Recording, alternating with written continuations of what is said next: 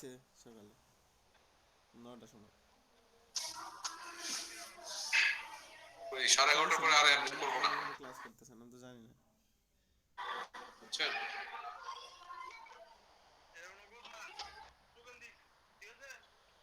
আচ্ছা আচ্ছা দিমনে। ওকে।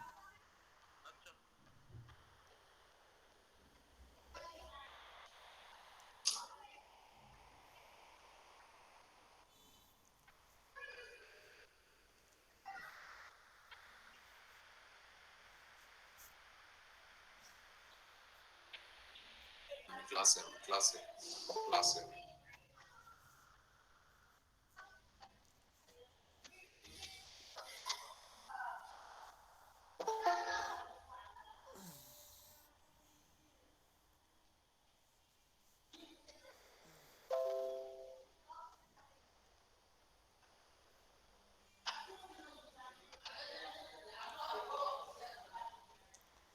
দেখা যায়,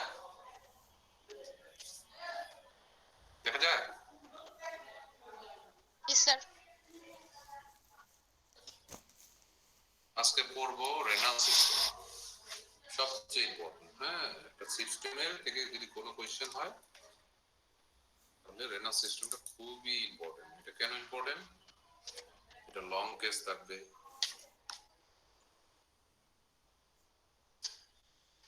লং কেস থাকবে, long case,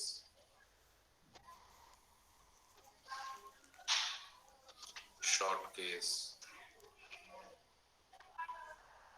OSPE, data, data interpretation, written, written সব থাকবে। ঠিক আছে, সেই জন্য এটা খুবই খুবই খুবই ইম্পর্টেন্ট। হ্যাঁ, এটা না করলে পরীক্ষায় ফেল হওয়ার সম্ভাবনা অনেক বেশি। ঠিক আছে,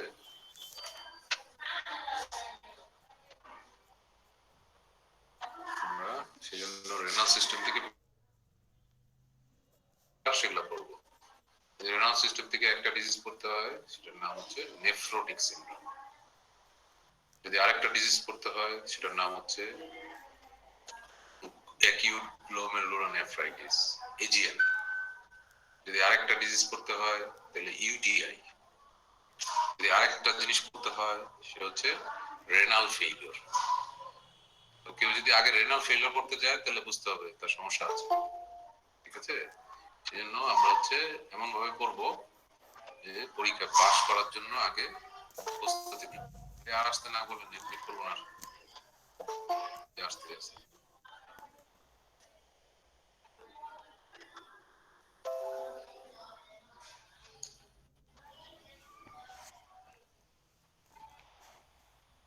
ঠিক আছে, তাহলে আমরা আজকে পড়বো নেফ্রোটিক সিনড্রোম। তো এখান থেকে অনেক কিছু পড়ার আছে, আসলে বেশি কিছু আপনাদের লাগবে না। আমাকে যদি বলে যে নেফ্রোটিক সিনড্রোম থেকে কি বলবো, আমি বলবো যে শুধু এই স্লাইডটা মনে রাখবেন, কারণ এগুলো সব আপনারা পড়ছেন প্যাথোলজিতে, মাইক্রোবায়োলজিতে, অনেক জায়গায় পড়ছেন। হ্যাঁ, মাইক্রোবায়োলজিতে কম পড়ছেন, প্যাথোলজিতে বেশি পড়ছেন, ফিজিওলজিতে একটু পড়ছেন।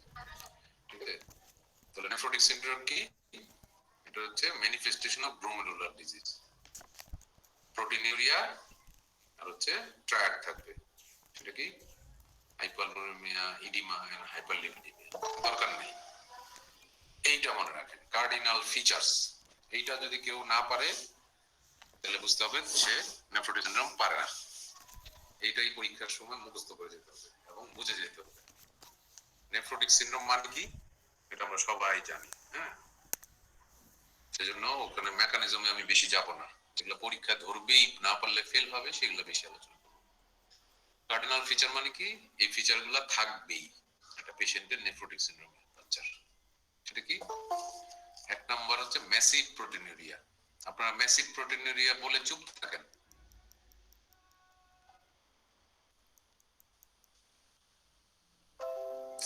কি শুরু করছে একটু পর পর আসতেছে, এখন আর নিব না, শেষ। ম্যাসিভ প্রোটিনুরিয়া এটা ডেফিনেশন কি এটা মুখস্থ থাকতে হবে।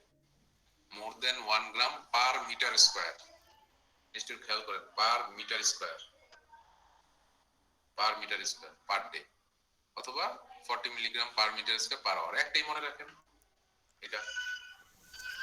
তারপর 2 নম্বর কার্ডিনাল ফিচার থাকবেই হাইপোঅ্যালবুমিনিমিয়া। এটা ডেফিনেশন কি, লেস দেন 2.5 গ্রাম পার ডিএল। এটা কেন বারবার বলতেছি, আমরা পরীক্ষার হলে গিয়ে 2.5 গ্রাম পার লিটার বলেন, 2.5 মিলিগ্রাম পার ডিএল বলেন, এভাবে বলেন, ইউনিটটা সহ মুখস্থ থাকতে হবে, লেস দেন 2.5 গ্রাম পার ডিএল, এটা মুখস্থ।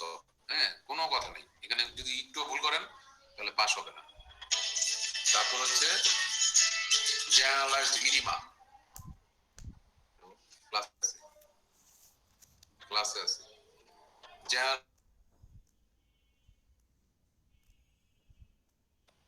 হাইপারলিপিডিমিয়া। হাইপারলিপিডিমিয়া কাকে বলে, মোর দেন 200 মনে রাখেন, 220 মনে না রাখতে পারলে 200 মনে রাখেন, 200, ঠিক আছে, 200, সরি 200,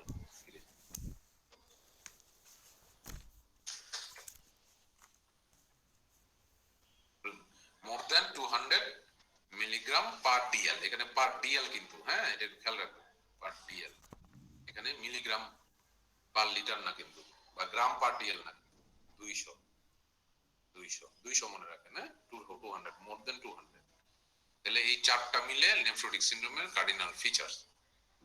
তো কেউ যদি এটা মনে থাকে বা বুঝে থাকেন তাহলে নেফ্রোটিক সিনড্রোম সহজ জিনিস। তো অনেক সময় ইটিওলজি ধরে, কিন্তু এগুলো আপনাদের ধরবে না। একটাই মনে রাখবেন যে আপনারা পড়তেছেন ইডিওপ্যাথিক নেফ্রোটিক সিনড্রোম, তার মানে হচ্ছে 85% যেটা সেটা পড়তেছেন, একটাই মিনিমাল চেঞ্জ নেফ্রোটিক সিনড্রোম। আর কি কি নেফ্রোটিক সিনড্রোম আছে ধরতে পারবেন নামগুলো, focal segmental glomerulosclerosis, mesangial proliferation, membranous nephropathy, অ্যাডাল্টদের হয়, মেমব্রেনাল পলিফারেটিভ নাম দুই একটা মনে রাখতে পারেন, হ্যাঁ, কিন্তু আপনাদের মনে রাখতে হবে আমরা যেটা পড়তেছি সেটার নাম হচ্ছে মিনিমাল চেঞ্জ নেফ্রোটিক সিনড্রোম। কেন মিনিমাল বলা হয়, এটা হচ্ছে হিস্টোলজিক্যাল ডায়াগনোসিস, হ্যাঁ ঠিক আছে।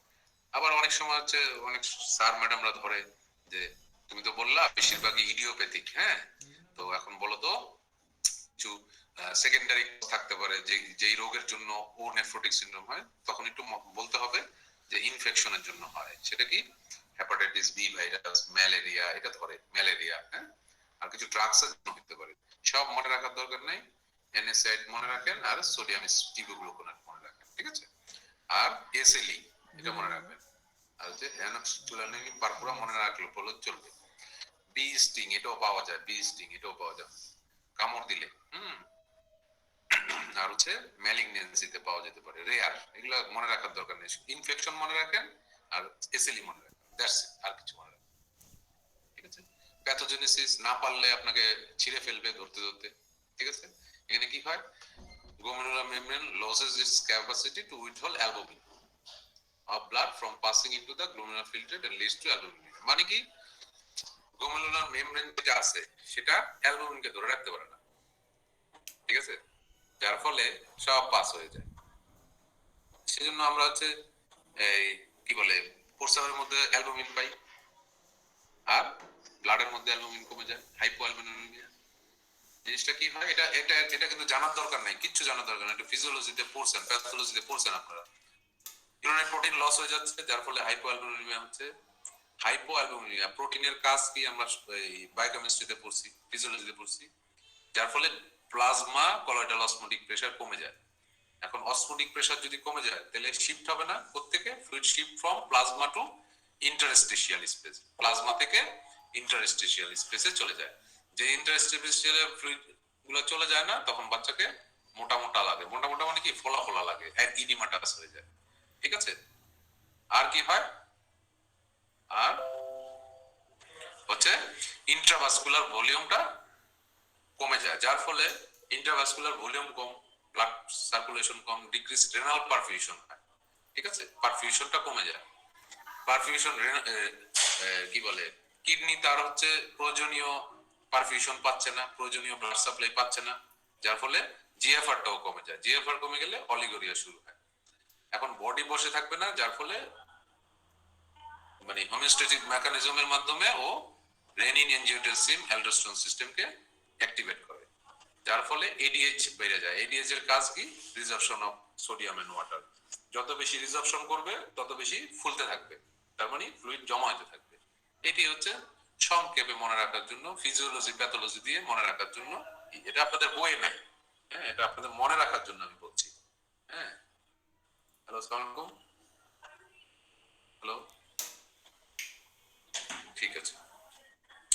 এখন কোশ্চেন আসতে পারে কেন হচ্ছে আপনার এই হাইপারলিপিডিমিয়া হয়। খুব সহজ, এটাও তেমন বইয়ে নাই, তারপর একটু মনে রাখেন। হাইপো অ্যালবুমিনিয়া হচ্ছে, তার মানে হচ্ছে বডি থেকে অ্যালবুমিন কমে গেছে। এখন বডি চাবে যে অ্যালবুমিন তৈরি করতে, যার ফলে লাইপোপ্রোটিন স্টিমুলেট করে লিভার, কারণ প্রোটিন বানাইতে হবে, স্টিমুলেট লাইপোপ্রোটিন। কিন্তু লাইপোপ্রোটিন জিনিসটা তো ভালো না, এটা অ্যাকচুয়ালি কোলেস্টেরল, যার ফলে কোলেস্টেরল বেড়ে যায়। হ্যাঁ, ওই যে হাইপার লিপিডিমিয়া হয়, লিপিডটা বেড়ে যায়। ঠিক আছে, এটাই হচ্ছে মেকানিজম, সহজ।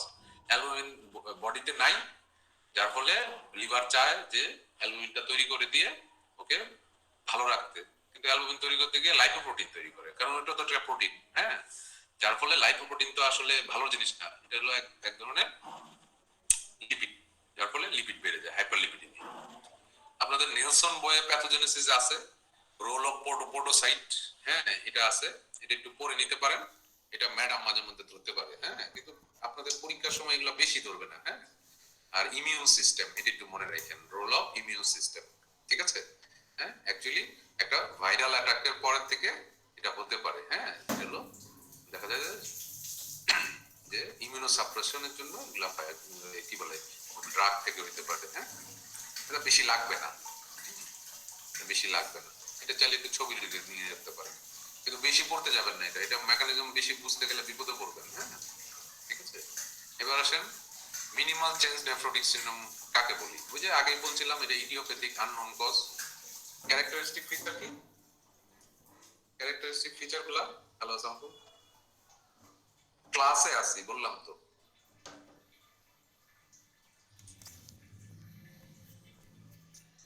Nephrotic syndrome, minimal change nephrotic syndrome হচ্ছে ক্যারেক্টারিস্টিক ফিচার হচ্ছে এটা হচ্ছে নরমাল বিপি থাকবে।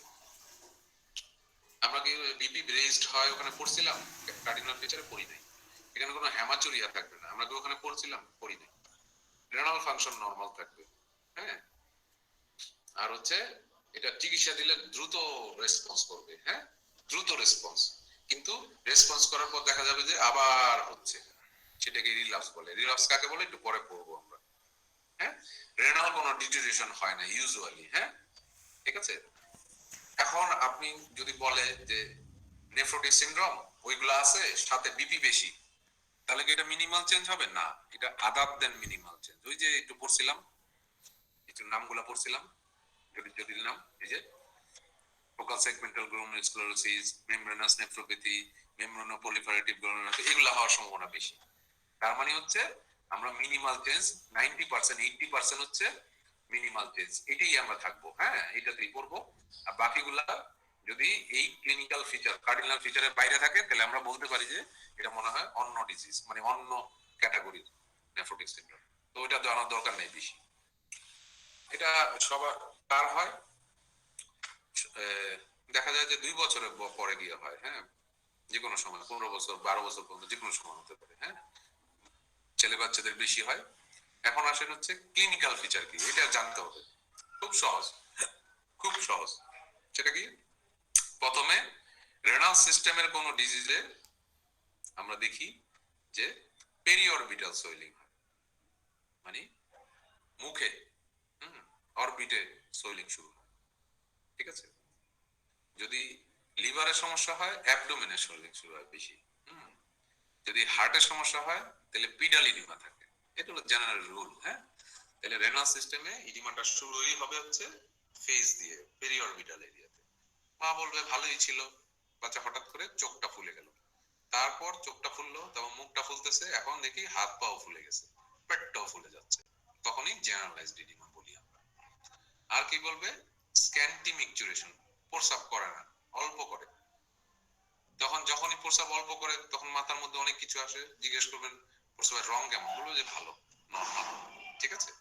যদি লাল হইতো তার মানে হেমাচুরিয়া হচ্ছে, হেমাচুরিয়া হইলে মোস্ট প্রবাবলি এই ডিজিজ না, অন্য ডিজিজ। ঠিক আছে, তো এইটা নিয়ে মেইনলি প্রেজেন্ট করে। হ্যাঁ, তো নেফ্রোটিক সিনড্রোমের কিছু আপনার কি বলে কমপ্লিকেশন আছে। অনেক বাচ্চা কমপ্লিকেশন নিয়েও প্রেজেন্ট করতে পারে, কিন্তু এটা হচ্ছে সিম্পল হিস্ট্রি। সিম্পল হিস্ট্রি যে জেনারেলাইজড ইডিমার আগে, সারা শরীর ফোলার আগে বলবে যে পেরিঅরবিটাল সুয়েলিং, পাফি ফেস। ঠিক আছে, এটা বলবে। আর স্ক্যান্টি মিকচুরেশন, কিন্তু কমপ্লিকেশন আছে, সেগুলো একটু যদি জেনে যেতে পারি। কমপ্লিকেশন কি? অনেক ধরনের কমপ্লিকেশন হয়। বাচ্চাদের নিউমোনিয়া হতে পারে, প্রলিফেশন মানে অ্যাসোসিয়েটেড থাকতে পারে। হ্যাঁ, যদি নিউমোনিয়া প্রলিফেশন থাকে, কারণ আমরা আগে বলছি জেনারেলাইজড ইডিমা, হ্যাঁ, আমরা যে কোনো কম্পার্টমেন্টেও ফ্লুইড জমা হতে পারে। যদি এগুলো থাকে তাহলে কাফ রেসপিরেটরি ডিস্ট্রেস নিয়ে আসতে পারে, এগুলো বেশি জানার দরকার নেই। যদি পেরিটোনাইটিস থাকে তাহলে অ্যাবডোমিনাল পেইন নিয়ে আসবে, সেলুলাইটিস নিয়ে আসছে, এত ফুলে গেছে সেলুলাইটিস নিয়ে আসছে, পেইন, রেডনেস। হ্যাঁ, যদি ইউটিআই থাকে তাহলে ফিভার, ডিজুরিয়া নিয়ে আসতে পারে। হ্যাঁ, আর যদি হেমাচুরিয়া থাকে তাহলে আগেই বলছি আদার দেন মিনিমাল চেন নেফ্রোটিক সিনড্রোম অথবা ইউটিআই সাথে আছে। হ্যাঁ, ডায়রিয়া নিয়ে আসতে পারে। আর একটা হচ্ছে স্ট্রোক লাইক সিনড্রোম নিয়ে আসতে পারে, স্ট্রোক ফ্রম স্ট্রোক, স্ট্রোক নিয়ে আসতে পারে থ্রোম্বোএমবোলিজম থেকে। এটা জানার দরকার নেই বেশি। হেমিপ্লেজিয়া নিয়ে আসতে পারে। হ্যাঁ, কি হয় হাইপোঅ্যালবুমিয়া হলে? Swelling of lid, eyelid extending to chin and neck. হ্যাঁ, ফিজিক্যাল এক্সামিনেশন করতে গেলে আমরা অ্যাসাইটিস পাইতে পারি। হ্যাঁ, পিডাল ইডিমা পাবো। হ্যাঁ, ব্যাকেও আমরা ইডিমা পাইতে পারি। ঠিক আছে, এটা অ্যাকচুয়ালি নেফ্রোটিক সিনড্রোমে আপনাদের জেনারেল এক্সামিনেশন আসতে পারে। জেনারেল এক্সামিনেশনে সব কিছু দেখতে হবে। হ্যাঁ, সব কিছু, ইডিমা দেখতে হয় মেইনলি। হ্যাঁ, পাস থাকবে কেমন, হ্যাঁ, সার্কুলেটরি ভলিউম যদি ডিমিনিশড হয়, ক্যাপিলারি রিফিল টাইম কেমন থাকবে, বিপি লো হয়ে যেতে পারে। ঠিক আছে, আর হচ্ছে এক্সামিনেশন করতে গেলে দেখা যাবে যে যদি স্ট্রোক নিয়ে আসে তাহলে স্ট্রোকের ফিচার। হ্যাঁ, যদি হচ্ছে এগুলা আনকমন, কিন্তু এগুলো মনে রাখেন না, একটু লাগবে না। হ্যাঁ, পেরিটোনাইটিস নিয়ে আসতে পারে, অ্যাবডোমিনাল পেইন, শাইনি হয়ে আছে, হ্যাঁ, টেন্ডার। আর এমনও তো হইতে পারে যে বাচ্চা হচ্ছে আগে থেকেই ডায়াগনোসিস করা নেফ্রোটিক সিনড্রোম আপনার কাছে তৃতীয়বার আসছে, হতে পারে। কারণ আমি আগেই বলছি যে এটা এক্সিলেন্ট চিকিৎসা দিলে ভালো হয়ে যায়, আবার কয়েকদিন পর, কয়েক মাস পর আবার হইতে পারে। ওই বাচ্চাটা নিশ্চয়ই চিকিৎসা পাচ্ছিল, চিকিৎসা একটাই, সেটা হচ্ছে কর্টিকোস্টেরয়েড, স্টেরয়েড দিই। হ্যাঁ, স্টেরয়েড। তাহলে বাচ্চাটা স্টেরয়েডের টক্সিসিটিও নিয়ে আসতে পারে। আপনি তো ইউ নেভার নো যে স্টেরয়েড খাচ্ছে অনেক দিন ধরে, টক্সিসিটি হয়েছে, সেই জন্য ভর্তি দিতে পারে নেফ্রোটিক সিনড্রোম। হবে এটা কিন্তু সব পরীক্ষার এক্সামিনার এটা ধরে, খুবই ইম্পর্টেন্ট, এটা জানতেই হবে, জানতেই হবে বাবা। সেটা হচ্ছে কি, বাফেলো হাম থাকে, কুশিং গার্ড ফেস থাকে, আপনারা সবাই জানেন। হাইপারটেনশন থাকে, ক্যাটারেক্ট থাকে। হ্যাঁ, এটা জানতে হবে, ক্যাটারেক্ট, হাইপারটেনশন। গ্লুকোজ হাইপারগ্লাইসেমিয়া থাকতে পারে, গ্লুকোজ ইনস্টেবিলিটি। হ্যাঁ, তারপর হচ্ছে অ্যাবডোমিনাল স্ট্রাপ, আপনারা সবাই জানেন, মাসকুলার উইকনেস, প্রক্সিমাল মায়োপ্যাথির জন্য এগুলো থাকতে পারে। আর অনেক আছে, অনেক মানে স্টেরয়েড টক্সিসিটির অনেকই আছে, কিন্তু এগুলো জানলে ভালো। ঠিক আছে, ওকে। তো আমরা যদি আবার একটু রিভিউ করি, নেফ্রোটিক সিনড্রোম কিচ্ছু জানা লাগবে না, শুধু এই স্লাইডটা জানবেন তাহলেই হয়ে যাবে। তাহলে এখন আমাকে কেউ বললো, স্যার আমি তো কার্ডিনাল ফিচার জেনে গেছি, আমি ইনভেস্টিগেশন করাইতে চাই। আমি বলবো যে ইনভেস্টিগেশন করানোর জন্য আপনি এটা জানলেই হবে। তাহলে একটা একটা করে আসি।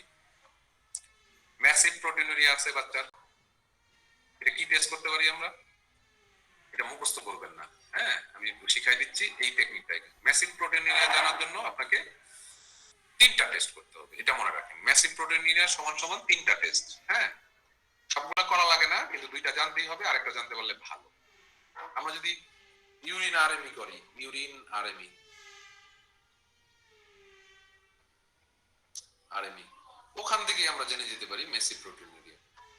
ঠিক আছে, আপনাদের ক্লিনিক্যাল এক্সামিনেশনে একটা ইম্পর্টেন্ট জিনিস আছে, ওটা আমি আলাদা করে বলবো, সেজন্য বলি নাই, একটু পরে বলবো। হ্যাঁ, ইউরিন আরএমই, এটা থেকে আমি মেসি প্রোটিনুরিয়া পাবো। ইউরিন আরএমই করলে দেখবো যে 3+, 4+ হচ্ছে, ই দিয়ে রাখছে।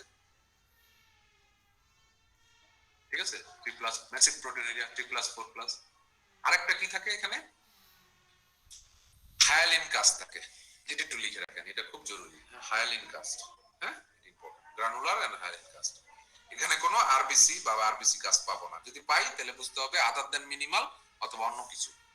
ঠিক আছে, এটা একটা। আর কিভাবে মেসিভ প্রোটিন তৈরি করে, আমি সারা দিনের প্রস্রাবের মধ্যে ওর প্রোটিন কতটুকু গেছে, তাহলে তো আমার ডেফিনেশন কমপ্লিট হয়ে যাবে। তাহলে কি, urinary total protein 24 hours urinary total protein লিখে রাখেন। 24 আওয়ার্স ইউরিনারি টোটাল প্রোটিন, ওটাতে যদি আমি এটা পাই যে more than 1 gram per metre square per 24 hour per day, তাহলে তো ডেফিনেশন হয়ে গেল, তাহলে মেসিভ প্রোটিন এর হলো। মেসিভ প্রোটিনের জন্য আরেকটা টেস্ট করতে পারি, সেটা হলো spot urinary protein creatinine ratio, এটা একটু লিখে রাখেন। তাহলে এই তিনটা টেস্ট দিয়ে আমরা মেসিভ প্রোটিনের আছে কিনা সেটা নির্ণয় করে ফেলতে পারি খুব ইজিলি, কোনো আইনস্টাইন হওয়া লাগবে না এটার জন্য। Spot urinary protein creatinine ratio more than 2 হলে বুঝতে হবে যে এটা নেফ্রোটিক রেঞ্জ, মানে হচ্ছে মেসিভ প্রোটিনুরিয়ার ফিচার। ঠিক আছে, এবার আসেন হচ্ছে আর কি টেস্ট করব, এখান থেকে আমরা উত্তর দিই, এই যে কার্ডিনাল ফিচার থেকে উত্তর দিই। হাইপোঅ্যালবুমিনিয়া মানে কি, সিরাম অ্যালবুমিন লেভেল করব। ঠিক আছে, হাইপারলিপিডিমিয়া মানে কি, কোলেস্টেরল করব, লিপিড প্রোফাইল কোলেস্টেরল লেভেল করব। ঠিক আছে, তাহলে উত্তর হয়ে গেল। আপনার আলাদা করে ইনভেস্টিগেশন মুখস্থ করার কিছু নেই।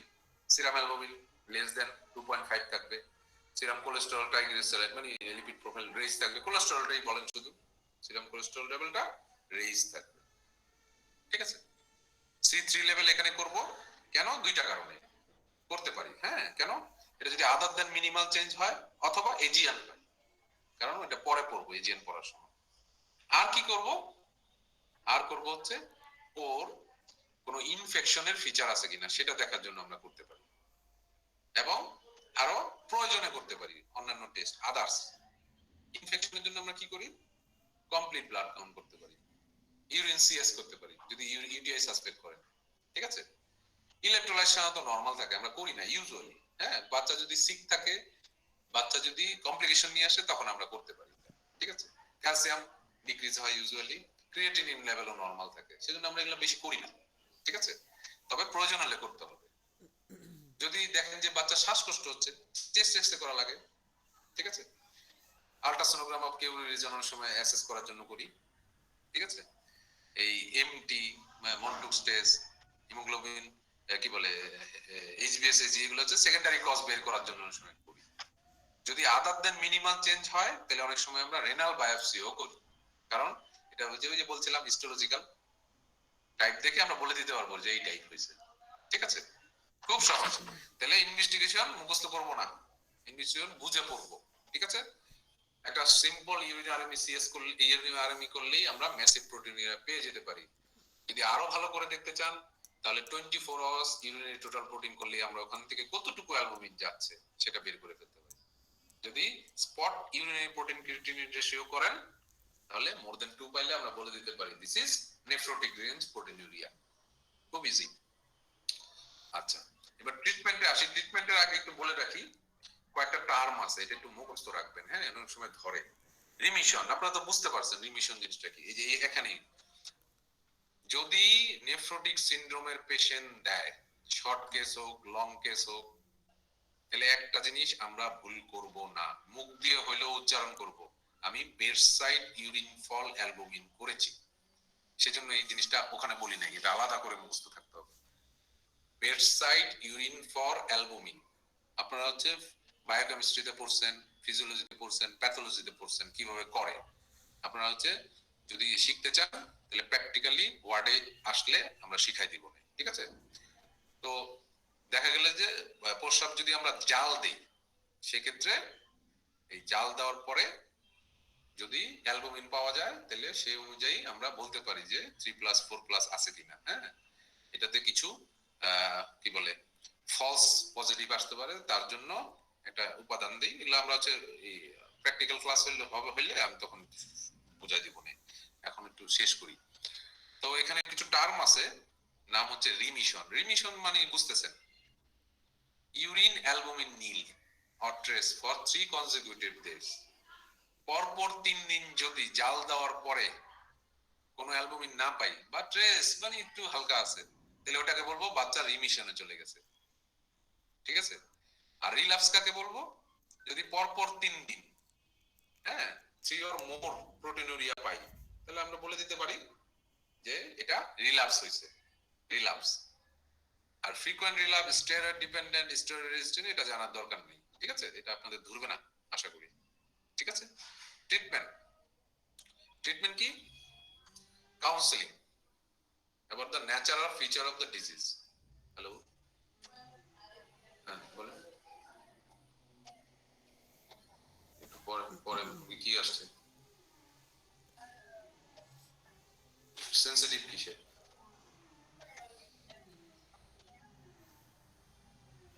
আচ্ছা, সেপ্টাজিডিম বাদ দিয়ে, সেপ্টাজিডিম বাদ দিয়ে, বাদ দিয়ে রাখেন, আমি পরে বলবো।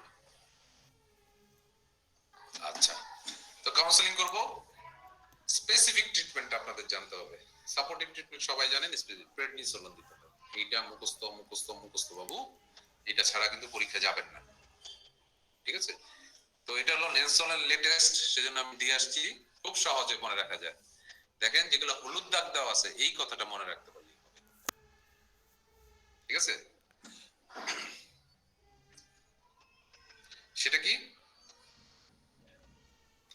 প্রথম সিঙ্গেল ডেইলি ডোজ দিব 60 milligram per metre square per day, ঠিক আছে? Per metre square per day, ঠিক আছে? For 4 to 6 weeks. লিখতেছেন? লিখে রাখেন বাবু, 60 milligram per metre square per day for 4 to 6 weeks, প্রতিদিন দিব single dose, followed by alternate day prednisolone, ঠিক আছে? কিভাবে দিব তখন? 40 মিলিগ্রাম পার মিটার স্কয়ার দিব। কতদিন দিব? 8 উইকস থেকে 5 মাস, with tapering off the dose. Tapering মানে আস্তে আস্তে কমায় নিয়ে আসা। এই লাইনগুলোই বলতে হবে, লিখে রাখেন, ঠিক আছে? আচ্ছা, ওদিকে একটা জিনিস ভুল বলছিলাম, ওটা ঠিক করে নিয়ে ওই যে প্রোটিন ক্রিয়েটিনিন রেশিও, হ্যাঁ? আচ্ছা যাই হোক, 60 milligram per metre square per day, এটা সবাই লিখছেন তো বাবু? আপনাদের বইয়ে নাই এটা, সেজন্য বলতেছি। কেউ রেসপন্স করেন, এটা কিন্তু বড় ম্যাডাম ধরে, কেউ রেসপন্স করেন? জি স্যার। হ্যাঁ, 60, আমি যেভাবে বলতেছি সেভাবে লিখেন। Single daily dose 60 milligram per metre square per day for 4 to 6 weeks, followed by 2 number point alternate day, মানে একদিন দিব একদিন দিব না, alternate day prednisolone 40 milligram per metre স্কয়ারে দিব। কতদিন? 8 weeks to 5 month, with tapering off the dose, ঠিক আছে? With tapering off the dose, okay? এখন আসেন একজন, এটা আবার আপনাদের ফারানা ম্যাডামের প্রিয় কোশ্চেন, আমি যেটা এখন বলবো। তো তুমি যে বলতেছো 60 মিলিগ্রাম পার মিটার স্কয়ার কেমনে বাই করবা? তখন বিপদে পড়ে যায়, এটা না পারলে তখন এক্সটার্নাল রাগ করে। এটাকে বলে বডি সারফেস এরিয়া, এটা একটা সূত্র আছে, সূত্রটা সবাই লিখে রাখেন, এটা বইয়ে পাবেন না, আমি শিওর, ড্যাম শিওর বইয়ে পাবেন না। বডি সারফেস এরিয়া হচ্ছে বাচ্চার ওজন, লেখেন, গুণন মানে into 4 plus 7 divided by weight, বাচ্চার ওজন প্লাস 90, মুখস্থ করবেন এটা। এই সূত্র দিয়ে আমরা বডি সারফেস এরিয়া বের করি। ওর যত বডি সারফেস এরিয়া আসবে, ধরেন বডি সারফেস এরিয়া আসলো 1, কথার কথা, হ্যাঁ 1 আসলো, তাহলে এটা সূত্র কি হবে? 60 মিলিগ্রাম ইনটু 1, তাই না? তাহলে ও সারাদিনে 60 মিলিগ্রাম পাবে, বুঝতে পারছি? 40 মিলিগ্রাম পার মিটার স্কয়ার, বুঝছে না? 40 ইনটু 1, তাহলে কত মিলিগ্রাম পাবে সারাদিনে? 40 মিলিগ্রাম। এটা উদাহরণ দিলাম, বুঝতে পারছি? ঠিক আছে, জি স্যার। হ্যাঁ বোঝেন কি? বুঝছেন কি? কোশ্চেন আছে? এনিওয়ান কি কোশ্চেন করলেন মনে হয় নাকি না? আচ্ছা ঠিক আছে, এটা হচ্ছে আপনাদের বড় ম্যাডামের, আমাদের বড় ম্যাডামের প্রিয় কোশ্চেন, যে আপনি ওয়ার্ডে গেছেন কিনা তার প্রমাণ হিসেবে উনি শুনতে চায়। নেফ্রোটিক চার্ট নামে একটা চার্ট আছে, নেফ্রোটিক চার্ট, সেটাতে বাচ্চার বয়স, ওজন, সেক্স, ভাইটাল সাইন, হ্যাঁ, তারপর বডি সারফেস এরিয়া, এগুলো সব থাকে। কি কি থাকে? এইটা হচ্ছে ইম্পর্টেন্ট, এই যে এই কথাগুলো লাগবে, হ্যাঁ? পালস দেখতে হয়, বিপি দেখতে হয়, রেসপিরেটরি রেট দেখতে হয়, ইডিমা দেখতে হয়, ইউরিন কালার দেখতে হয়, bed side urine for albumin দেখতে হয়, অ্যাবডোমিনাল গার্ড দেখতে হয়। অ্যাবডোমিনাল গার্ড কি? পেটের ফোলাটা কতটুকু প্রতিদিন মেজার করতে হয়, হ্যাঁ, আগের চেয়ে বাড়লো না কমলো। ইনপুট, বাচ্চা কতটুকু খাইলো, কতটুকু স্যালাইন গেল, এটা মাস্ট জানতে হবে। আউটপুট, কতটুকু প্রস্রাব করতেছে, মাস্ট করে রাখতে হবে। বাচ্চার প্রতিদিনের ওজন নিতে হবে, বাচ্চার প্রতিদিনের টেম্পারেচার নিতে হবে। বুঝতে পারছি? তাহলে ভাইটালস গুলা দেখতে হবে। আমি এটা সহজ করে দিই। পালস দেখবেন, বিপি দেখবেন, রেসপিরেটরি রেট দেখবেন, আর টেম্পারেচার দেখবেন। ভাইটালস হয়ে গেল। ঠিক আছে? আর এটার হচ্ছে একটা কার্ডিনাল ফিচার বলছিলাম, ম্যাসিভ কি বলে, জেনারেলাইজড ইডিমা। ইডিমা দেখতে হবে, ইডিমা বাড়লো না কমলো। ঠিক আছে? আর কি দেখতে হবে? যে ওর ইউরিন, ইউরিনের আগে ইনপুট আউটপুট দেখতে হবে, ইনপুট আউটপুট। ঠিক আছে? আর সাথে কি হবে? ইউরিন কালারটা দেখতে হবে, ইউরিনের অ্যামাউন্ট মানে আউটপুটটা দেখতে হবে, কালারটা দেখতে হবে। আর মানে জাতীয় টেস্ট বলবো না, এক্সামিনেশন, সেটা হচ্ছে বেডসাইড ইউরিন ফর অ্যালবুমিন, প্রতিদিন করতে হয়। ওই যে ডেফিনেশন অনুযায়ী রিমিশনে গেল কিনা বা হচ্ছে রিল্যাপস হলো কিনা, এটা তো জানতে হবে। আপনি যদি না শিখাই দিতে পারেন পেশেন্টকে, তাহলে ও জানবে কেমনে? আপনি নিজেই জানেন না। সেজন্য বেডসাইড ইউরিন ফর অ্যালবুমিন পেশেন্টকে শিখাই দিতে হয়, পেশেন্ট পার্টিকে মানে বাবা মাকে। ঠিক আছে? সাপোর্টিভ ট্রিটমেন্ট, এটা তো বললাম হচ্ছে আপনার স্পেসিফিক ট্রিটমেন্ট। সাপোর্টিভ ট্রিটমেন্ট লাগে। ডায়েট কি? আগে পোলাপাইন হচ্ছে উচ্চারণ করতো, হ্যাঁ, সল্ট রেস্ট্রিকশন, হ্যাঁ, এই রেস্ট্রিকশন, সেই নো, এক কথা বলবেন, ব্যালেন্স ডায়েট দিব। ঠিক আছে? Balance diet. ঠিক আছে? রেস্ট্রিকশন কিছু করা লাগে না, হ্যাঁ, ব্যালেন্স ডায়েট। ঠিক আছে? ফ্লুইড কি দিব? ফ্লুইড ওর ইচ্ছা মতো খাবে, কিন্তু আমি জোর করে যে স্যালাইন দিব না। কিন্তু সিভিআর ইডিমা হইলে, হ্যাঁ, সিভিআর ইডিমা একদম পুরা একদম পেনিস সহ ফুলে গেছে, স্পটাম সহ ফুলে গেছে, ওটা সিভিআর ইডিমা। তখন হচ্ছে ওই রেস্ট্রিক্টেড টু, ওই যে অ্যাডাল্টে পড়ছিলেন যে 400 ml per metre square plus previous day urine output, এটা দিয়ে কি করতে হয়, এই সূত্রটা মনে রাখেন, হ্যাঁ, এটা হচ্ছে অ্যাডাল্টে ধরবে কিন্তু। ঠিক আছে? ইডিমা কিভাবে ম্যানেজ করব? ডায়াবেটিস আমরা দেই না ইউজুয়ালি। ঠিক আছে? এটা বলে যে বেড রেস্টে থাকতে আসলে কমে যায়। ঠিক আছে? সিভিয়ার হইলে তখন আমরা ফ্রুসেমাইড দিতে পারি, কিন্তু ফ্রুসেমাইড হচ্ছে স্পাইনোরেক্টন। ঠিক আছে? এটা দিতে পারি। অনেক সময় অ্যালবুমিন দেই, একদম পুরা আছে, একদম পুরা।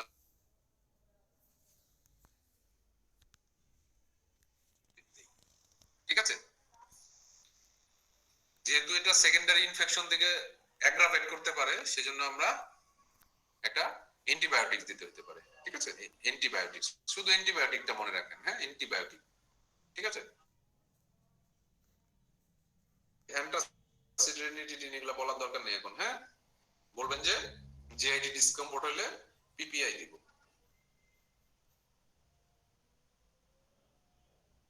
ক্যালসিয়াম সাপ্লিমেন্টেশন দিব। যদি স্কোরটা অনেক ফুলে যায়, হ্যাঁ, অনেকে সাপোর্ট দিতে হতে পারে।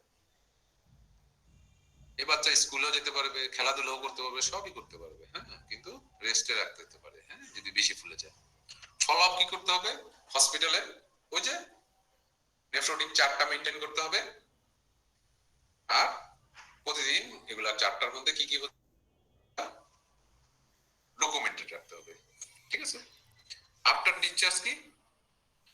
রিমিশনে গেল, রেসপন্স করলো কিনা, স্টেরয়েডের টক্সিসিটি হচ্ছে কিনা, প্রেডনিসোলনের ইনফেকশন হয়ে যাচ্ছে কিনা, রেনাল ফাংশনের স্ট্যাটাস জানতে হতে পারে। ঠিক আছে? প্রগনোসিস কি? এক্সিলেন্ট। মিনিমাল চেঞ্জ, নেফ্রোটিক সিনড্রোমের প্রগনোসিস এক্সিলেন্ট, এক কথায় উত্তর শেষ, হ্যাঁ, কারণ এটা স্টেরয়েডে রেসপন্স করে। ঠিক আছে? এটাই মনে রাখবেন। ব্যাড প্রগনোস্টিক ফিচার কি? 2 বছরের নিচে নিচে যদি বাচ্চার হয়ে যায়, 10 বছরের বাচ্চার উপরে বাচ্চা যদি হয়, তাহলে বলি যে এটা খারাপ রোগ হতে পারে, আদার দেন মিনিমাম। যদি হেমাচুরিয়া হয়, হাইপারটেনশন হয়, লো C3 লেভেল হয়, স্টেরয়েডে কাজ হচ্ছে না, সেগুলো হচ্ছে বুঝতে হবে এটা আদার দেন মিনিমাল চেঞ্জ। ঠিক আছে? এটা হচ্ছে অল অ্যাবাউট নেফ্রোটিক সিনড্রোম। খুব সহজ বাবু, সহজে পড়বেন, সহজে মনে রাখবেন, সহজে পাস করে আসবেন। জটিল পড়বেন, জটিল করে শিখবেন, ফেল করে আসবেন, হ্যাঁ। ঠিক আছে? এটা কেউ বোঝার আছে কিছু বাবু? কেউ হচ্ছে জানার আছে নেফ্রোটিক সিনড্রোম? এনিওয়ান রেসপন্স করেন? আবারও বলছি, আমি হলে একটা স্লাইডই পড়তাম, সেটা হচ্ছে এই স্লাইডটা। এই স্লাইডটা আমি প্রতিদিন একবার করে হলো পড়তাম, কারণ আমি জানি এটা আমি ভুলে যাব। ঠিক আছে, প্রতিদিন একবার করে। তারপর আমি প্র্যাকটিস করতাম যে এইভাবে মুখস্থ হলো, এবার আমি কি টেস্ট করাবো, এখান থেকে প্র্যাকটিস করে ফেলবেন। ম্যাসিভ প্রোটিনের জন্য 3টা টেস্ট, হাইপারলিপিডিমিয়া, লিপিড বলছে, হাইপারলিপিড, লিপিড প্রোফাইল, হাইপোঅ্যালবুমিন, অ্যালবুমিন বলছে, সেটা সিরাম অ্যালবুমিন করাবো। বুঝতে পারছি? সবাই শুরু করে নেফ্রোটিক সিনড্রোমে সিরাম ক্রিয়েটিনিন করাবো, ফেল হয়ে যাবেন। ঠিক আছে, ইলেকট্রোলাইটস করাবো, ফেল হয়ে যাবেন। বুঝতে পারছি? এগুলো দরকার নাই, দরকার পড়লে আমরা করবো। রেনাল সিস্টেম হচ্ছে তো কি হয়েছে? ঠিক আছে, আচ্ছা এটা শেষ করি, এবার একটু এজিএন যাই। হ্যাঁ বাবু, কেউ কিছু বলে না, তার মানে কিছু বুঝতে পারছে না।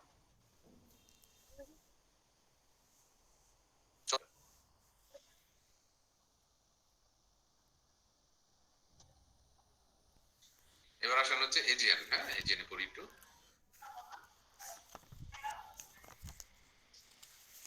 এবার again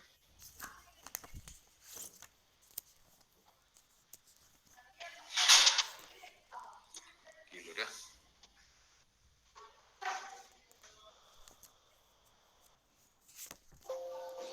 Okay.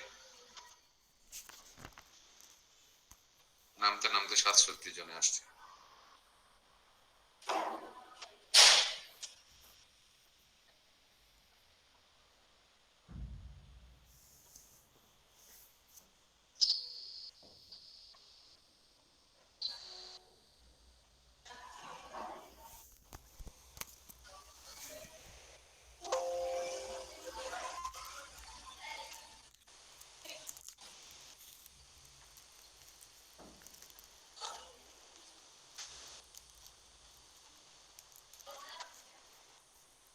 ঠিক আছে, এজিএন প্রোগ্রাম। হ্যাঁ, এজিএন এর কার্ডিনাল ফিচার নাই, কিন্তু আমরা কার্ডিনাল ফিচারের মতো করে বলবো, যেটা জানতেই হবে। এখানে ফেস এন্ড পেরিঅরবিটাল ইডিমা থাকে ইউজুয়ালি। হ্যাঁ, এখানে জেনারেলাইজড হয় না, এটা মনে রাখলেই হবে। হয় রেয়ার, ভেরি রেয়ার। হ্যাঁ, ঠিক আছে, এখানে জেনারেলাইজড হয় না। ওটাতে ছিল জেনারেলাইজড, এখানে শুধু ফেস আর পেরিঅরবিটাল এরিয়াতে থাকবে। অলিগোরিয়া থাকবে, এটা কার্ডিনাল একটা ফিচার। কার্ডিনাল মানে কি, এটা ডায়াগনস্টিক ফিচার। হ্যাঁ, আর হেমাচুরিয়া থাকবে, এটা খুবই জরুরি। ওটাতে ছিল না, এটাতে ছিল। এখানে হাইপার টেনশন থাকবে, একদম এক কথায়। হ্যাঁ, এখানে ম্যাসিভ প্রোটিনুরিয়া হবে না, এখানে হবে মাইল্ড প্রোটিনুরিয়া। লিখে রাখেন। হ্যাঁ, এখানে ইডিমা থাকবে অনলি ফেসে, ইউজুয়ালি জেনারেলাইজড হয় না। এখানে অলিগোরিয়া এন্ড হেমাচুরিয়া থাকবে, এখানে হাইপার টেনশন থাকবে, এখানে মাইল্ড প্রোটিনুরিয়া থাকবে। এগুলো হচ্ছে এর ক্যারেক্টারিস্টিক ফিচার। হেমাচুরিয়া কিভাবে বোঝা যায়? কোলা কালার ইউরিন বলবে পেশেন্ট, কোলা কালার, স্ক্যান্টি স্মোকি ইউরিন, এটা একটু লিখে রাখেন, কোলা কালার ইউরিন। ইটিওলজি কি? ইটিওলজি অনেক ইটিওলজি আছে, আমরা একটাই করব, কারণ এইটাই 90%। পোস্ট ইনফেকশিয়াস, এটা লিখে রাখেন, পোস্ট ইনফেকশিয়াস। এটা কি? Post streptococcal glomerulonephritis. বাকিগুলো মনে রাখতে পারলে ভালো, না মনে রাখার দরকার নেই। ঠিক আছে,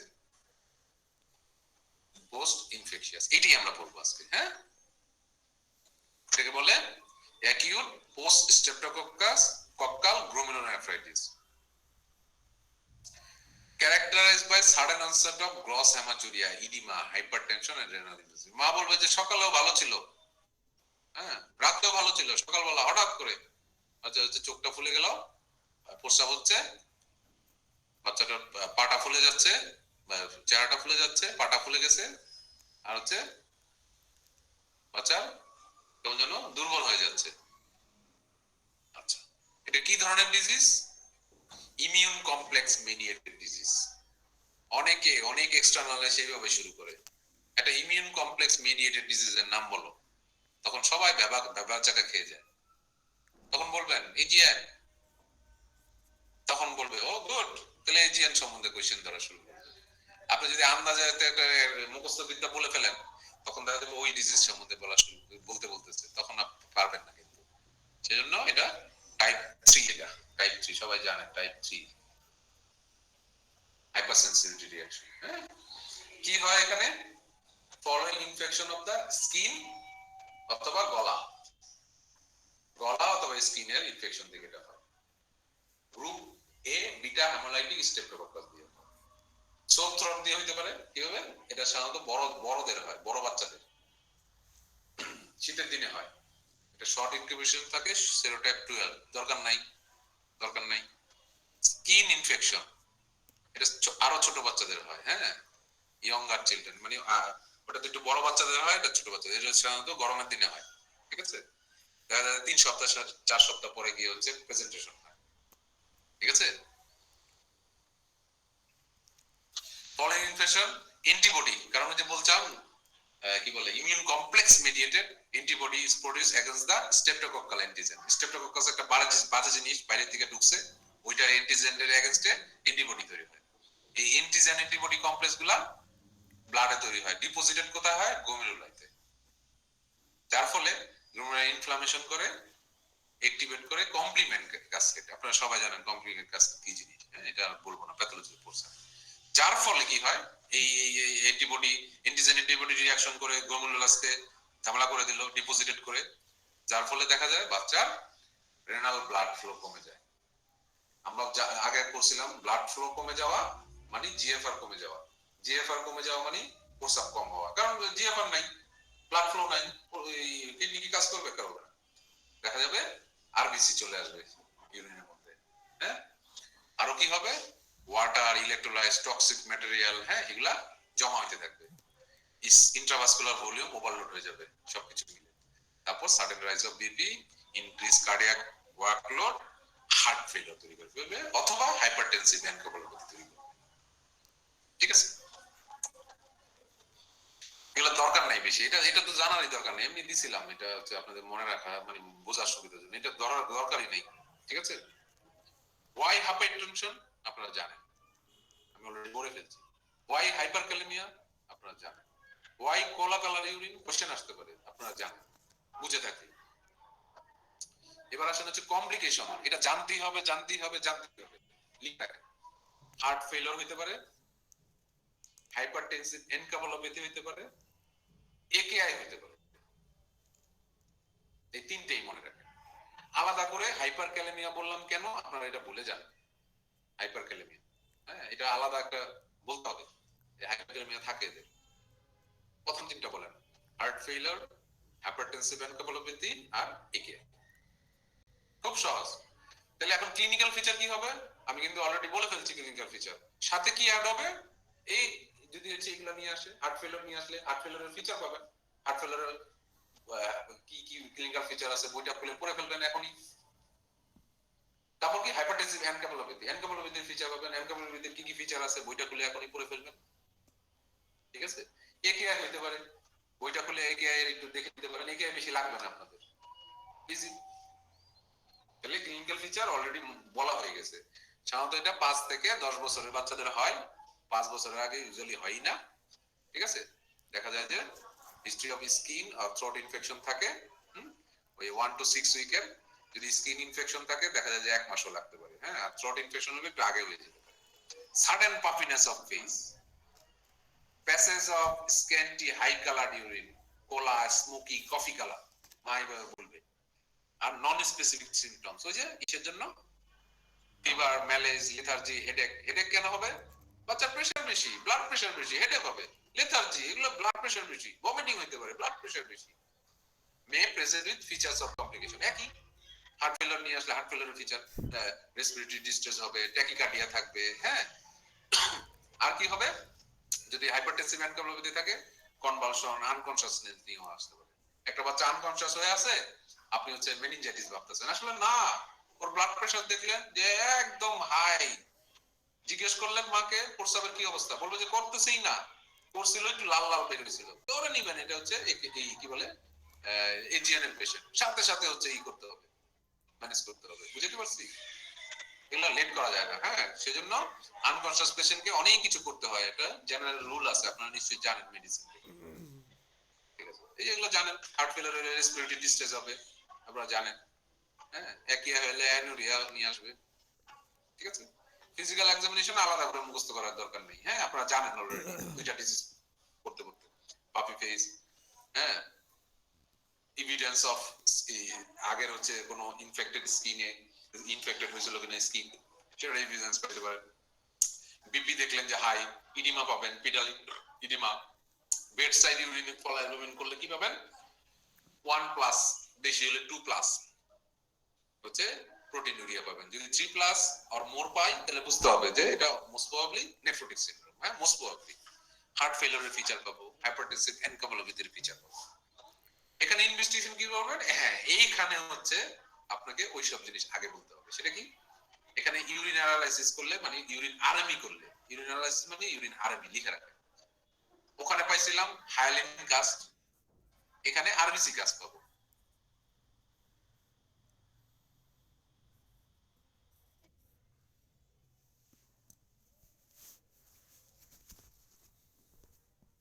এখানে সিরাম C3 লেভেল করতে হবে। ঠিক আছে, সিরাম C3 লেভেল। ঠিক আছে, আচ্ছা। আর কি? সিরাম ইলেক্ট্রোলাইজ করতে হয়, কারণ এখানে হাইপারক্যালেমিয়া হয় কমনলি। হ্যাঁ, কমপ্লিকেশন। এখানে সিরাম ক্রিয়েটিনিন করতে হয়, কারণ এখানে একেআই হতে পারে, ক্রিয়েটিনিন বেড়ে যেতে পারে। আর কি করতে হবে? আমরা জানি এটা ইমিউন কমপ্লেক্স মিডিয়েটেড গ্রুপ এ স্ট্রেপ্টোকক্কাস দিয়ে হয়। তার ফলে এটার এভিডেন্স আছে কিনা সেই জন্য টেস্ট করতে পারি। আমরা এএসও টাইটার করি, থ্রোট সোয়াব ফর কালচার করি। হ্যাঁ, থ্রোট সোয়াব ফর কালচার, এটা দিয়ে আমরা অর্গানিজমটা বের করে ফেলতে পারি। ঠিক আছে, ট্রিটমেন্ট কি?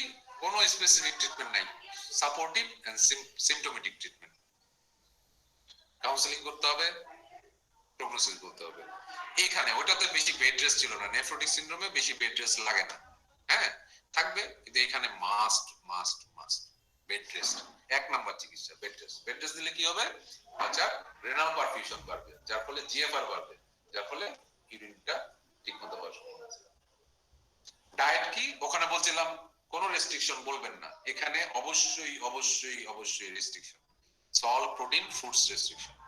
হ্যাঁ, এটা সল্ট ফুড রেস্ট্রিকশন। ঠিক আছে, অনেকে আবার এটা পছন্দ করে না যে প্রোটিন রেস্ট্রিকশন, কিন্তু করতে হয়। হ্যাঁ, এটা মনে রাখেন, মুখস্থ। Salt protein fruits restriction. হ্যাঁ, ফ্রুট রেস্ট্রিকশন কি? ওই যে বলছিলাম যে 400 ml per metre square plus previous day urine output আমরা দিব। ইউজুয়ালি ডায়াবেটিক্স লাগে, ইউজুয়ালি হ্যাঁ লাগলে দিবেন। অ্যান্টিবায়োটিক্স দিতে হবে, কারণ এটা জানি যে পোস্ট স্ট্রেপ্টোকক্কাল, হ্যাঁ, গ্লোমেরুলোনেফ্রাইটিস স্ট্রেপ্টোকক্কাস আছে, সেজন্য এটা মারার জন্য অন্তত 10 দিন পেনিসিলিন গ্রুপের ড্রাগ দিতে হবে। অ্যান্টি হাইপারটেনসিভ অনেক ড্রাগ আছে, শুধু নাম মনে রাখেন আপাতত, ক্যাপটোপ্রিল দেই, আরো অনেক ড্রাগ আছে। ডেইলি ফলো আপ আর ট্রিটমেন্ট অফ কমপ্লিকেশন। যদি খিচুনি হয় সেজন্য তখন হচ্ছে খিচুনির ওষুধ দিতে হবে। যদি হার্ট ফেলিওর থাকে সেটা চিকিৎসা দিতে হবে। বুঝতে পারছি? অক্সিজেন দিতে হবে হার্ট ফেলিওর। ঠিক আছে, প্রগনোসিস কি? ইউজুয়ালি ভালো, রিকারেন্স এক্সট্রিমলি রেয়ার। অনেক বাচ্চা 1% এর ক্ষেত্রে সিআরএফ মানে ক্রনিক রেনাল ফেলিওর হতে পারে। হ্যাঁ, দরকার নেই বেশি। ঠিক আছে, এটাতে রিকারেন্স হয় না, ওইটাতে রিকারেন্স হয়, রিল্যাপস হয় ইসে নেফ্রোটিক সিনড্রোম। তো কেউ যদি এটা বুঝে থাকেন, এটা সলভ করবেন বাসায় বসে বসে, এখনই সলভ করে ফেলতে পারেন।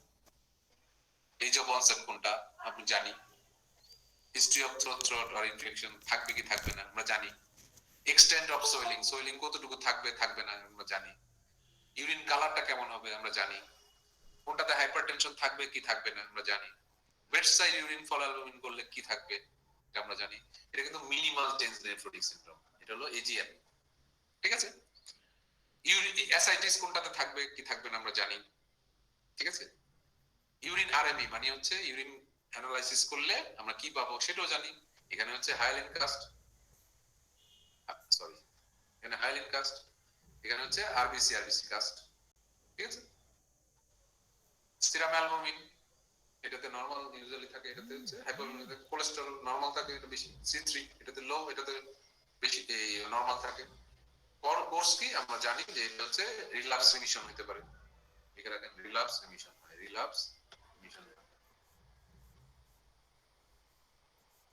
আর এটা ইউজুয়ালি হয় না। ঠিক আছে, খুব সহজ, বুঝে পড়লে বুদ্ধি করে পড়লে খুব সহজ। এটা কি মুখস্থ করার কিছু আছে? আমি হলে এই স্লাইডটাই বেশি বেশি করতাম, এই স্লাইডটা। ইডিমা সেটা জেনারেলাইজ না, এইভাবে ইডিমা জেনারেলাইজ না, তাহলে কোথায়? রেনাল সিস্টেম মানে হচ্ছে ফেসে, তাহলে পেরিঅরবিটাল এরিয়াতে অলিগুরিয়া থাকবে, হেমাচুরিয়া থাকবে, হাইপারটেনশন থাকবে, মাইল্ড প্রোটিনুরিয়া থাকবে, শেষ। এখানে যে টেস্ট হচ্ছে রেনাল সিস্টেমে আপনারা সবসময় পড়েন,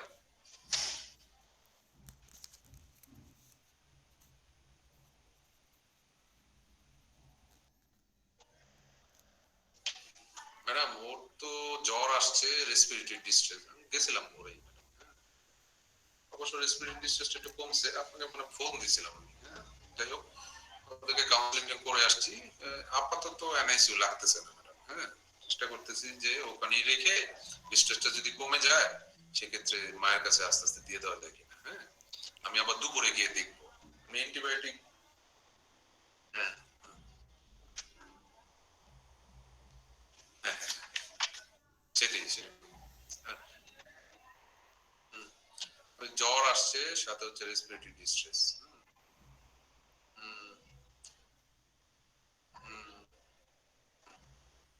ঠিক আছে, এখন নরমাল আসতেছে ম্যাডাম, নরমাল হয়ে আসছে, আমরা অ্যান্টিবায়োটিক আর স্যালাইন শুরু করছি ম্যাডাম, ঠিক আছে, এক্সরে করানো হয়েছে, এক্সরে খারাপ কিছু আসেনি ম্যাডাম, হ্যাঁ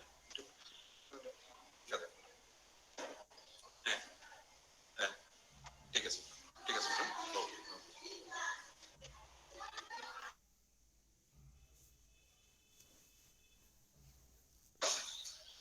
আচ্ছা এটা মনে রাখলেই হবে, সরি এর জন্য, আমি তো নিউরোলজিস্ট, না ধরলে হয় না।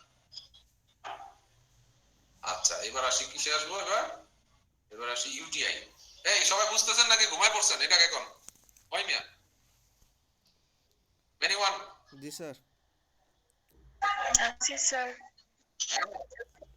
আওয়াজ শুনে তো মনে হয় যে কোনো মতে, বুঝছি, আচ্ছা ঠিক আছে, বুঝলি, কারণ পরীক্ষা তো আপনাদেরই দিতে হবে, আমার না, ঠিক আছে। ইউটিআই, ইউটিআই খুব সহজ জিনিস, খুবই সহজ,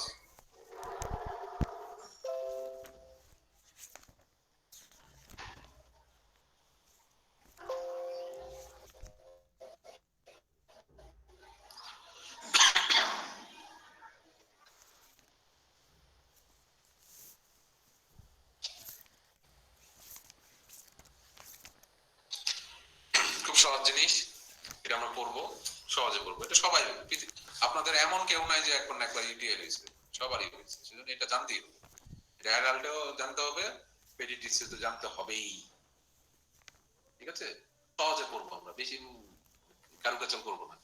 এই ডেফিনেশনটা আপনারা কেউ শিখেন না, বাইরের কোনো এক্সটার্নাল আসলে ডেফিনেশন না করলে ফেল করে, ঠিক আছে, এটা মনে রাখবেন। Presence of organism within the urinary tract, growth of which is at least 10 to the power 5, এই কথাটা মনে রাখবেন, 10 to the power 5,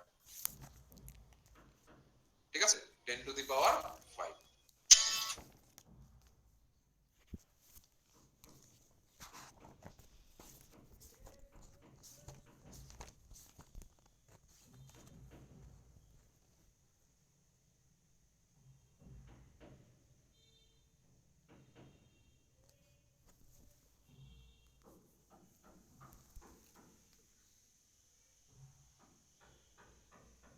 এই 10 to the power 5 এই জিনিসটা মনে রাখেন, colony forming unit per ML, কথাটা কিন্তু এটা লিখে রাখেন, আপনাদের বইয়ে নাই, ঠিক আছে। তাহলে ইউটিআই কাদের হয়? ফিমেল জেন্ডার, সবাই জানি কেন ফিমেল জেন্ডারদের হয়, এই কি বলে প্রক্সিমিটি থাকে এই ইউরেথ্রা আর হচ্ছে ইসের মধ্যে, ক্যানালের সাথে, তারপর হচ্ছে শর্ট ইউরেথ্রা, আরো অনেক কিছু আছে, ঠিক আছে, এগুলোর জন্য ফিমেলদের বেশি। আর মেলদের কাদের হয়? যাদের হচ্ছে আনসার্কামসাইজ করা থাকে, দেখা যায় যে ওই সার্কামসিশন করলে কম, প্রলং কনস্টিপেশন থাকলে হয়, কনস্টিপেশন, দেখা যায় যে বাচ্চাদের মা হচ্ছে প্রস্রাবের রাস্তাও পরিষ্কার করতেছে, আবার পায়খানার রাস্তাও পরিষ্কার করতেছে, কি করলো পায়খানার রাস্তাটা পরিষ্কার করে প্রস্রাবের রাস্তায় পরিষ্কার করতে, যার ফলে পেরিনিয়ামের মধ্যে যে কমেন্সাল গুলো আছে সেগুলো হচ্ছে ইউরেথ্রাতে ঢুকে যেতে পারে, ঠিক আছে। আর রিফ্লাক্স ডিজিজ থাকলে, বেসিক ইউরিটারি রিফ্লাক্স থাকলে হতে পারে, ভয়েডিং ডিসফাংশন থাকলে হতে পারে। সাধারণত নিউরোলজিক্যালি অ্যাবনরমাল বেবিদের এটা হয়। এগুলো এত জানার দরকার নাই, প্রথম 4টা মনে রাখেন, ঠিক আছে? তারপর আর কি হতে পারে আরো যা মনে রাখেন, বেশি টাইট করে হচ্ছে পড়াইলে, ক্যাম্পাস পড়াইলে হতে পারে, হ্যাঁ। তারপরে ওয়ার্ম ম্যানিফেস্টেশন থেকে হতে পারে, হ্যাঁ, ক্রিমি, ঠিক আছে? অবস্ট্রাকটিভ ইউরোপ্যাথি থাকলে হতে পারে, এটা একটু মনে রাখেন, অবস্ট্রাকটিভ ইউরোপ্যাথি, ইউরোলজিতে একটা লাইন ধরতে পারে। প্যাথোজেনেসিস সবাই জানি, হ্যাঁ, এটা হচ্ছে অ্যাসেন্ডিং ইনফেকশন, প্রথমে ইউরেথ্রাতে ঢুকবে, তারপর হচ্ছে ওই ব্লাডারে যাবে, তারপর হচ্ছে ইউরেটারে যাবে, তারপর কিডনিকে এফেক্ট করবে, খুব সহজ, হ্যাঁ, ঠিক আছে? কি কি অর্গানিজম দিয়ে হয় এটা জানতেই হবে, একদম টানা মুখস্থ করবেন। এটাকে বলে ই পি কেস, ইপিকে কেস। ইতে হচ্ছে ইকোলাই, পিতে হচ্ছে প্রোটিয়াস, এতে হচ্ছে ক্লেপশিয়ালা, ইতে হচ্ছে এন্ট্রোব্যাক্টার, এসতে হচ্ছে স্টেফিলোকক্কাস, ঠিক আছে? মানে প্রথম দুইটা জানতে হবে, ইকোলাই, প্রোটিয়াস, ঠিক আছে? তারপরে ক্লেপশিয়ালা, তারপরে সুডোমোনাস বলবেন, ঠিক আছে? অনেক ভাবে ক্লাসিফাই করে, কিন্তু এগুলো জানার দরকার নেই, ঠিক আছে? Complicated, uncomplicated, pyelonephritis, cystitis, asymptomatic bacteria হতে পারে। পাইলোনেফ্রাইটিস মানে খারাপ, হাই ফিভার থাকবে, চিলস এন্ড রাইভার থাকবে, এটা একটু মনে রাখেন, চিলস এন্ড রাইভার। অ্যাবডোমিনাল পেইন থাকতে পারে, ফ্ল্যাঙ্ক পেইন থাকতে পারে, নজিয়া, ভমিটিং হতে পারে, ইভেন ডায়রিয়া নিয়ে আসে, কমন ডায়রিয়া নিয়ে আসে, হ্যাঁ। নজিয়া, ভমিটিং হচ্ছে আপনি হচ্ছে ওই কি বলে ইসের চিকিৎসা দিয়ে যাচ্ছি, হ্যাঁ, অ্যাকিউট গ্যাস্ট্রোএন্টারাইটিস, এখানে ইউটিআই হয়ে বসে আছে, হতে পারে, হ্যাঁ। নিউনেটে কি, নিউনেটে এক কথায় বলবেন যে সেপসিসের ফিচার নিয়ে আসতে পারে, হ্যাঁ, ঠিক আছে? পোর ফিডিং, লেথার্জি, টেম্পারেচার ইনস্টেবিলিটি, আর জন্ডিস, প্রলং জন্ডিস নিয়ে আসতে পারে, ঠিক আছে? সিস্টাইটিসে কি হয় আপনারা ইউরোলজি থেকে জানেন, ডিসইউরিয়া, আর্জেন্সি, ফ্রিকোয়েন্সি, ইনকন্টিনেন্স, এগুলো বেশি হয়। ইনভেস্টিগেশন কি করবেন এই জিনিসটা মনে রাখেন, এই জিনিসটা যদি পরীক্ষা হলে বলতে পারেন তাহলে আপনাকে স্যালুট দিবে। ইউরিন আরএমই সাথে urine culture with colony count, কথাটা হচ্ছে urine culture with colony count. যেই শুনবে কলোনি কাউন্ট আপনার what is this sir, UTI হইতে হইলে 10 to the power 5 colony count per ML লাগে, সেজন্য এই কলোনি কাউন্টটা দেখতে হবে, দেখবেন খুশি হয়ে গেছে, অনার্স মার্কস দিবে, ঠিক আছে? সিবিসি করতে পারি, কারণ হচ্ছে ইনফেকশন আছে কিনা সেটা দেখতে, দেখার জন্য একটা টেস্টই করবে, হ্যাঁ, এটা। আর যদি দেখি যে কমপ্লিকেটেড ইউটিআই, হ্যাঁ, তখন সেক্ষেত্রে ইমেজিং স্টাডি করা লাগতে পারে, ঠিক আছে? আসলে বাইরের দেশে সব বেবিকে ইউটিআই হইলে, ফার্স্ট ইউটিআই হইলে ওরা হচ্ছে কি করে, মানে ইমেজিং স্টাডি করে, ওরা খুব গুরুত্ব দেয় ইউটিআই কে, ঠিক আছে? ঠিক আছে, কি কি ইমেজিং করতে পারে? কিউবি রিজিয়নের আল্ট্রাসোনোগ্রাম করতে পারি। এমসিইউজি নাম মনে রাখার দরকার নেই, যদি দাঁত দুধ ভেঙে যায় দরকার নেই। মিকচুরেটিং সিস্টো ইউরেথ্রোগ্রাম, ডিএমএসএ করতে পারি, ডিটিপিএ করতে পারি, সিটি স্ক্যান করাতে পারি। নাম মনে রাখতে পারলে দাঁত দুধ খুলে পড়ে গেলে মনে রাখার দরকার নেই, ঠিক আছে? শুধু আল্ট্রাসোনোগ্রাম কিউবি করি সেটা মনে রাখি। আর এটা মনে রাখেন এমসিইউজি, হ্যাঁ, মিকচুরেটিং সিস্টো ইউরেথ্রোগ্রাম, এটা একটু মনে রাখতে পারে। এটা দিয়ে আমরা রিফ্লাক্স দেখি, রিফ্লাক্স, হ্যাঁ, বাচ্চার প্রস্রাবটা নিচের দিকে মানে অর্গানিজম না গিয়ে উপরের দিকে রিফ্লাক্স হচ্ছে কিনা, উপরের দিকে যাচ্ছে কিনা, হ্যাঁ, রিগার্জিটেশন হচ্ছে কিনা সেটা দেখার জন্য আমরা এই টেস্টটা করি। ট্রিটমেন্ট কি? সাপোর্টিভ ট্রিটমেন্ট, বেশি বেশি করে ফ্লুইড খাইতে হবে, রিস্ক ফ্যাক্টর গুলো অ্যাভয়েড করতে হবে। সেটা কি? যদি টাইট ক্লথিং হয় সেটাকে দূর করতে হবে, যদি কি বলে পার্সোনাল হাইজিনের সমস্যা হয় সেটাকে দূর করতে হবে, বাচ্চা যদি কনস্টিপেশন থাকে সেটাকে দূর করতে হবে, বুঝছেন? সাপোর্টিভ। স্পেসিফিক কি? একটাই, অ্যান্টিবায়োটিক, ঠিক আছে? শুধু মনে রাখেন যে কমপ্লিকেটেড হইলে আমরা ইনজেক্টেবল দেই, সেটা একটা ওষুধের নাম কি? সেফট্রিয়াক্সন, এটা মনে রাখেন, শুধু সেফট্রিয়াক্সনটা মনে রাখেন, ইনজেকশন। ওরাল কি দিতে পারি? অ্যামোক্সিসিলিন, সিপ্রোফ্লক্সাসিন এগুলো দিতে পারি। আরো আছে সেফিক্সিন, আরো আছে, ঠিক আছে, এগুলো দিতে পারি। হ্যাঁ, নাইট্রোফিউরেন্ট্রিন আছে, ঠিক আছে। শুধু মনে রাখেন অ্যামোক্সিসিলিন, সিপ্রোফ্লক্সাসিন, বেশি মনে রাখার দরকার নেই। বা সেফিক্সিন, একটা যদি মনে রাখতে চান তাহলে সেফিক্সিন মনে রাখেন। সেফিক্সিন এটা স্যার ম্যাডামরা শুনতে পছন্দ করে, সেফিক্সিন। কমপ্লিকেশন কি যদি চিকিৎসা না দেন খবর আছে, ঠিক আছে, ঠিক আছে। প্রগনোসিস ভালো চিকিৎসা দিলে। এটা হচ্ছে ওই বিদেশিরা কিন্তু ওই যে কালচার করলাম পজিটিভ আসলো মোর দেন 10 to the power 5 colony count, ওরা আবার চেক করে 1 থেকে 2 সপ্তাহ পর চিকিৎসা দেওয়ার পর কালচারটা এখনো ঠিক হলো কিনা।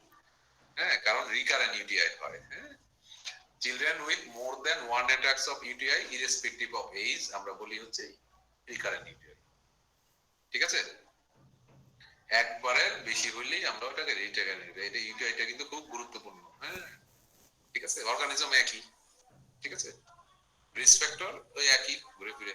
রিকারেন্ট ইউটিআই বেশিরভাগ হয় হচ্ছে যদি কোনো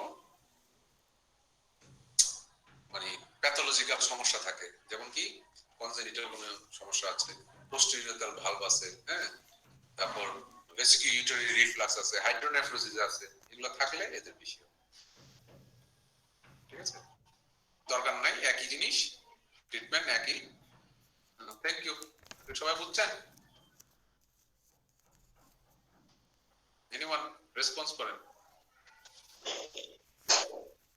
জি স্যার। শেষ করব, শেষ করব। কোন কোশ্চেন আছে? আপনারা যেটা করবেন, নেফ্রোটিক সিনড্রোম থেকে একটা লাইনও বাদ দিবেন না দয়া করে। হ্যাঁ, আমি যে স্লাইডগুলা আলাদা করে ছবি তুলে দেখাইছি, ছবি তুলে দেখানোর চেষ্টা করছি, আলাদা করে হাতে লিখে দিছি, সেগুলো বুঝতে হবে, না পারলে কিন্তু বিপদ হবে বাবু। হ্যাঁ, কারণ স্যার ম্যাডামরা আপনার হচ্ছে ভিতরে ঢুকবে না, কিন্তু এইগুলো না পারলে আপনাকে ভিতরে ঢুকে শোয়ায় ফেলবে, ঠিক আছে। জি স্যার। ঠিক আছে, পারবেন তো? এখন থেকে মুখস্থ করা লাগবে বাবু? স্যার ইনশাআল্লাহ পারবো স্যার। এই নেফ্রোটিক সিনড্রোম এগুলো কিন্তু প্রতি সপ্তাহে একবার দুইবার করে পড়তে হয়, নয়তো ভুলে যাবেন, ঠিক আছে। মনে হবে স্যার তো শিখাই দিয়েছে, 4টা কার্ডিনাল ফিচার মনে রাখলেই হয়, আর এত পড়ার কি আছে? নো, এই 4টে প্রতিদিন মনে রাখেন, বুঝতে পারছি? এই যে হ্যাঁ বলতে পারেন স্যার তো ক্যারেক্টারিস্টিক ফিচার 5-6টা শিখাই দিয়েছে, ওটা দিয়ে চাপাবাজি করে পার পেয়ে যাবো। নো, প্রতিদিন ওইটাই পড়েন না, তাহলে দেখবেন যে ভুলবেন না, ঠিক আছে। আর প্র্যাকটিস করবেন, একজন আরেকজনকে বলবেন যে নেফ্রোটিক সিনড্রোমের কার্ডিনাল ফিচার বল, তারপর আরেকজন বলবেন এই তুই কি ইনভেস্টিগেশন মুখস্থ করেছিস নাকি? আমি তো মুখস্থ করি নাই, দেখ আমি এইভাবে বলতেছি। তখন দেখবেন যে প্র্যাকটিস হয়ে যাবে। হ্যাঁ, কারণ পরীক্ষার হলে বাবু এমনই জিনিস, সহজ জিনিস কঠিন হয়ে যায়। হ্যাঁ, সেজন্য অল্প পড়বেন কিন্তু ভালো করে পড়বেন, ঠিক আছে। Best of luck. এআরএফটা পড়ানো হলো না রে বাবু, আরেকদিন আমি পড়াই দিব না, ঠিক আছে। কি পড়বেন? জি স্যার। আসসালামু আলাইকুম। পড়তে চান এআরএফ? কেউ পড়তে চায় না, ঠিক আছে, থ্যাংক ইউ।